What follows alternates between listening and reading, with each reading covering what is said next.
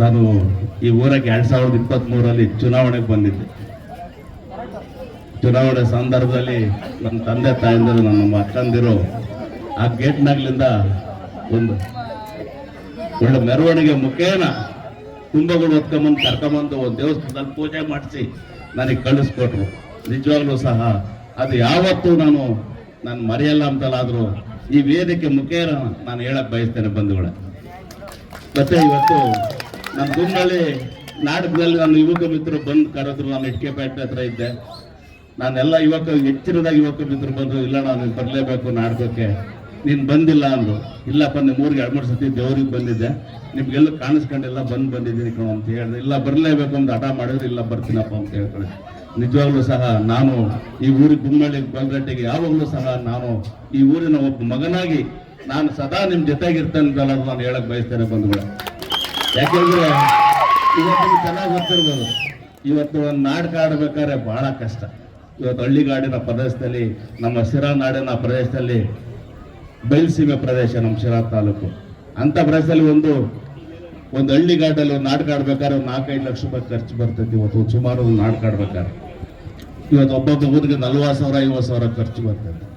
ಆ ದಶೆಯಿಂದ ಯಾವಾಗಲೂ ಸಹ ನಿಮ್ಮ ಜೊತೆಗಿರ್ತಾರೆ. ನಮ್ಮ ರಂಗ ಭೂಮಿ ಕಲಾವಿದ್ರು ಏನಿದಾರೋ ಅವ್ರ ಜೊತೆ ಸದಾ ನಿಮ್ಮ ಜೊತೆ ನಾನು ಕೈ ಜೋಡಿಸ್ತೇನೆ ಅಂತಲಾದ್ರು ನಾನಾದ್ರೂ ವೇದಿಕೆ ಮುಖೇನ ನಮ್ಮ ತಾಲೂಕಿನ ರಂಗ ಕಲಾವಿದ ಊರಿಗೆ ನಾನು ಹೇಳಕ್ ಬಯಸ್ತೇನೆ ಬಂಧುಗಳೇ. ಯಾಕೆಂದ್ರೆ ಇವತ್ತು ನಾನು ನೋಡಿದೆ, ಸುಮಾರು ನಾನು ನಾಟಕದಾಗ ಹೋದಾಗ ನಮ್ಮ ಬಾಲಕೃಷ್ಣ ಮಾಸ್ಟ್ರು ಎಲ್ಲಿ ನೋಡಿದ್ರು ಅವರೇ ಹಾರ್ಮೋನಿಯಂ ಮೈಸೂರಾಗ ಕಾಡ್ತಿದ್ರು. ನನಗೆ ಏನು ಬಾಲಕೃಷ್ಣ ಮಾಸ್ಟ್ರು ಎಲ್ಲಿ ಎಷ್ಟು ಪ್ರಾಕ್ಟೀಸ್ ಮಾಡ್ತಾರೆ ಅಂತ ನಾನು ನೋಡಿದಾಗ ಅವ್ರು ಹೆಚ್ಚಿರೋದ ನಾನು ಗಮನಿಸ್ದೆ. ನಾನು ಹಿಂದೆಲ್ಲ ನಾಟಕ ನೋಡಿದಾಗ ಬರೀ ಹಳಬರಿಗೆ ಏಜ್ ಆದಂತವ್ರಿಗೆ ಅವ್ರಿಗೆ ನಾಟಕ ಕಲಿಸ್ತಿದ್ರು. ಈ ಬಾಲಕೃಷ್ಣ ಮಾಸ್ಟ್ರು ನಾನು ಇತ್ತೀಚಿನ ನೋಡದಲ್ಲಿ ಹೆಚ್ಚಿನದಾಗಿ ಯುವಕರಿಗೆ ಇವತ್ತು ಕಲೆಯನ್ನು ತುಂಬುತ್ತಾ ಇದ್ದಾರೆ. ನಾನು ಸಹ ಈ ವೇದಿಕೆ ಮುಖೇನ ಅವ್ರಿಗೆ ಅಭಿನಂದನೆ ಸಲ್ಲಕ್ಕೆ ಬಯಸ್ತೇನೆ. ಯಾಕೆಂದ್ರೆ ಇವತ್ತು ಕಷ್ಟ, ಇವತ್ತು ಚೆನ್ನಾಗಿ ನಾಟಕ ಬರ್ತೈತಾನೆ, ಹೆಚ್ಚಾಗಿ ಭಾಷಣ ಮಾಡಕ್ ಹೋಗಲ್ಲ. ಯಾವಾಗಲೂ ಸದಾ ನಿಮ್ ಜೊತೆಗಿರ್ತಾನೆ, ನಿಮ್ ಕೈ ಜೋಡಿಸ್ತಾನೆ.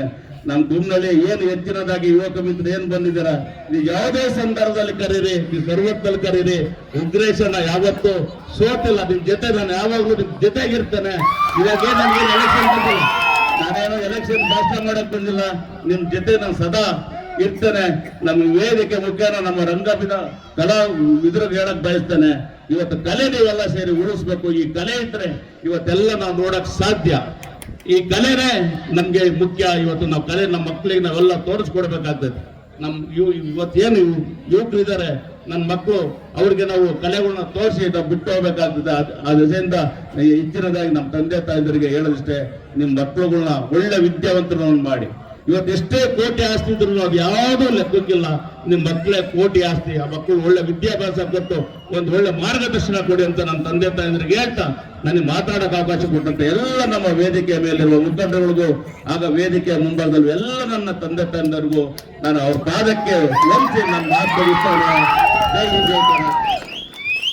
ನೀವು ಸಣ್ಣ ಆಗ್ಬೇಕಲ್ವಾ? ಅದು ಒಂದು ಉತ್ತಮ ಆಹಾರದಿಂದ ಸಣ್ಣ ಆಗ್ಬೇಕಲ್ವಾ? ಪ್ರತಿದಿನ ನಮ್ಮ ಜೀನಿ ಸ್ಲಿಮ್ ನ ಯೂಸ್ ಮಾಡಿ ಯಾವುದೇ ಸೈಡ್ ಎಫೆಕ್ಟ್ ಇಲ್ದಂಗೆ ನೀವು ಸಣ್ಣ ಆಗ್ತೀರಾ.